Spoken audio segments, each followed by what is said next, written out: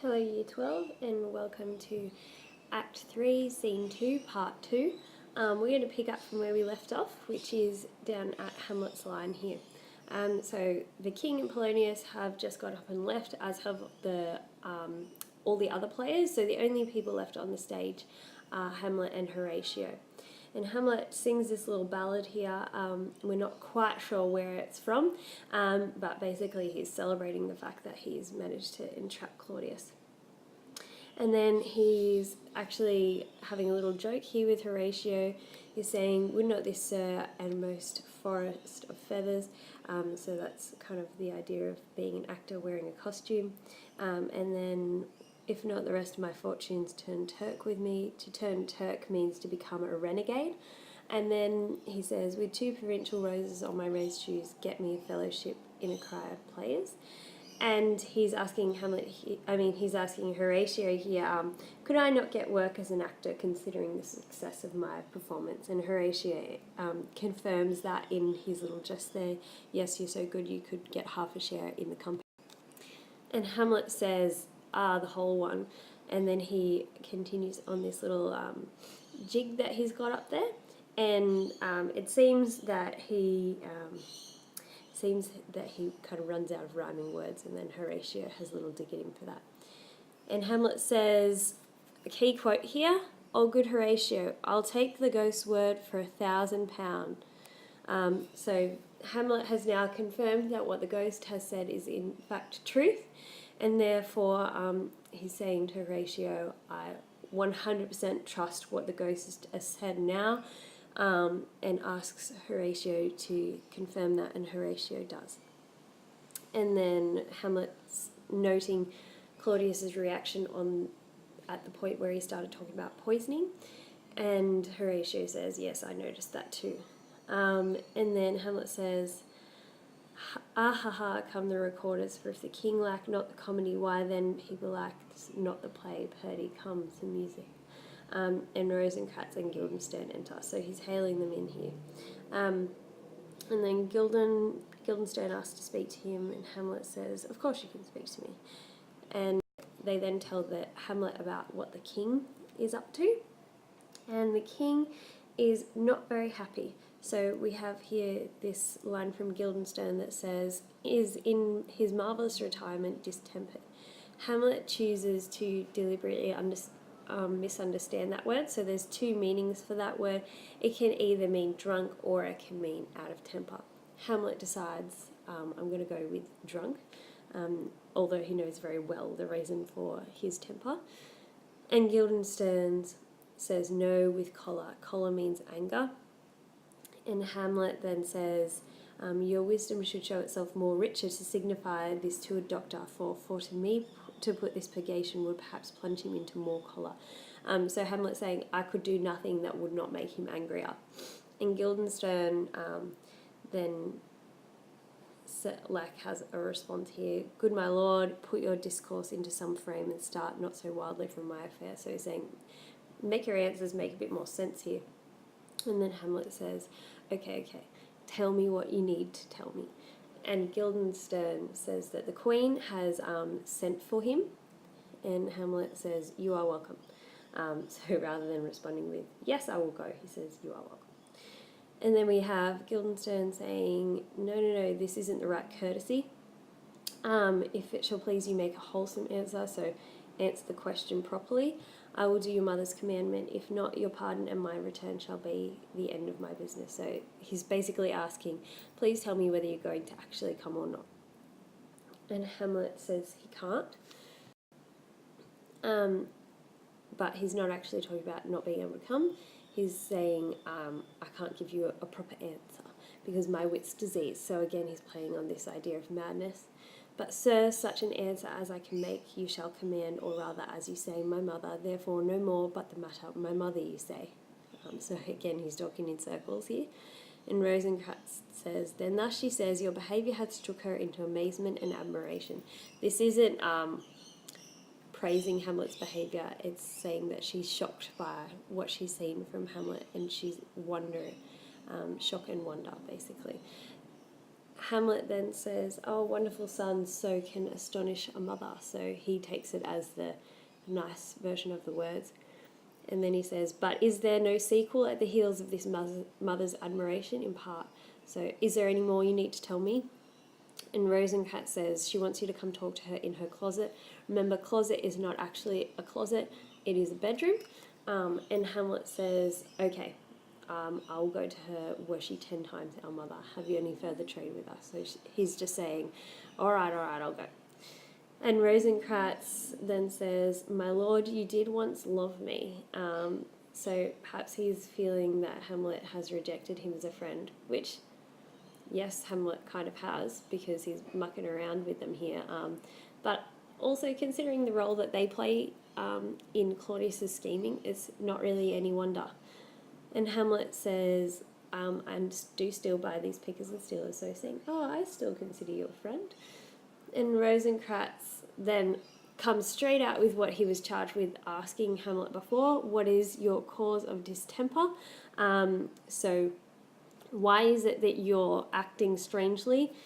And he's saying, "You surely do bar the door upon your own liberty if you deny your griefs to your friend." Here, liberty has a twofold meaning. So it means that he could end up in imprisonment, or it could mean that if you get this off your chest, perhaps that will help you. And so he's saying, be honest with your friend.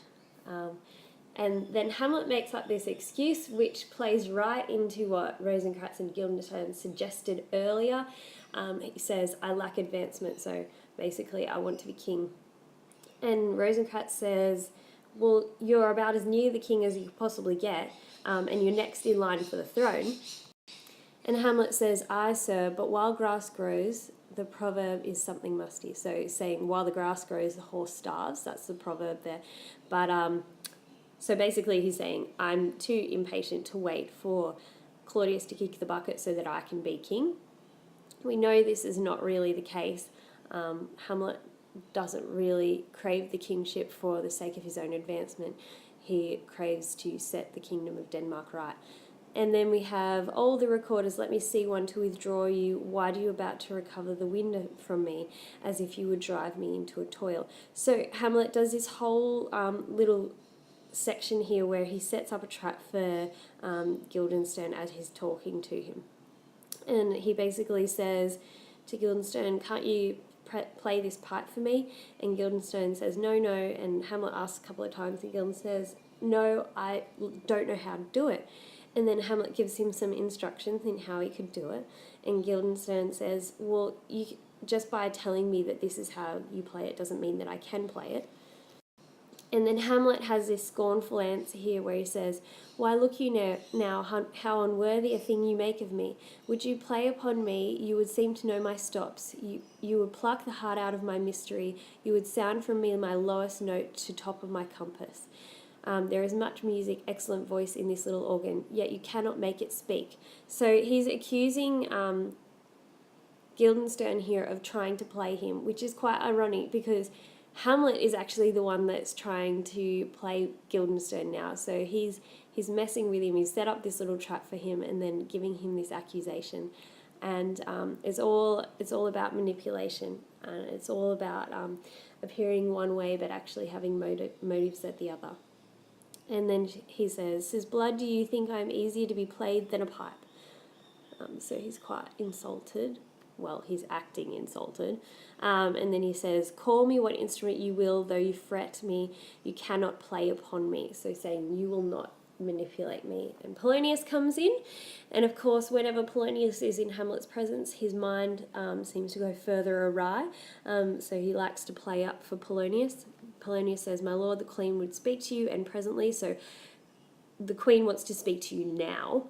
And Hamlet says, "Do you see yonder the cloud that's almost the shape of a camel?" And then Polonius says, "By the mass, 'tis like a camel indeed." And then Hamlet changes his mind and says, "Methinks it is like a weasel." And then Polonius says, "It is backed like a weasel or like a whale." And Polonius says, "Very like a whale."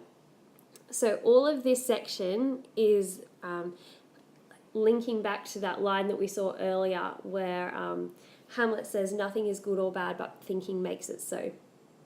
So he's saying the way that you see something is the way that you perceive the world around you. And then Hamlet says, okay, I'll go to my mother. And then there's a little aside here, which is actually Hamlet's recognizing that there is a plot afoot here and that he needs to take matters into his own hands.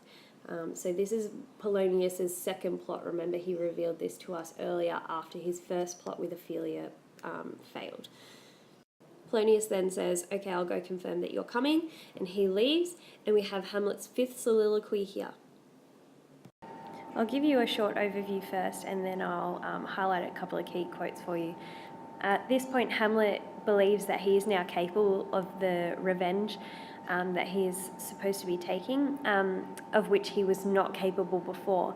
But Claudius isn't around, so he's going to address his mother instead, and he has fears about remaining in control of his own actions.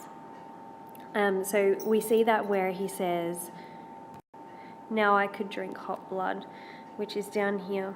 And basically, a whole lot of the imagery we have here is of witchcraft, of supernatural activities. So he says, "'Tis now the very witching time of night, when the churchyards yawn and hell itself breathes out contagion into this world." So although he has actually confirmed that the ghost is real, he is still afraid of the effect that his actions are going to have. And he's afraid of being tempted into horrible acts by hell. And then he has another little classical reference in here where he says, "Let not ever the soul of Nero enter this firm bosom."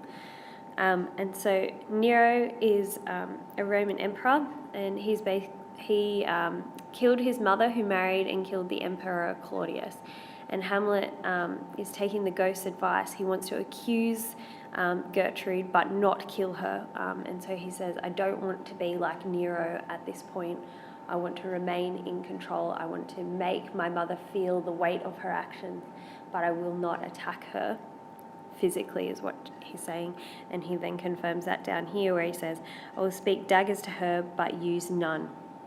So he's saying that it will be my words that cut her, not physically actually cutting her. So he's trying to say that he will pull the guilt out of Gertrude, and that will then show Gertrude the guilt that belongs to her for her actions. And it's interesting because if you take the reading of the get thee to a nunnery scene and then the banter between Hamlet and Ophelia from earlier in this scene, this is exactly what Hamlet does to Ophelia if you take it not as a caring for her, but if you take the get thee to a nunnery as get to a brothel and then insults on her honour. Basically, you could take that as Hamlet has been attacking Ophelia with words rather than with daggers. So it depends on which way you read those scenes as to how you're going to take it. So essentially he's saying, I'm trying to follow through with my purpose, but also to contain myself. So that's where we leave off here, and then the next time this kind of picks up is in Act 3, Scene 4, when Hamlet actually confronts his mother in the closet scene.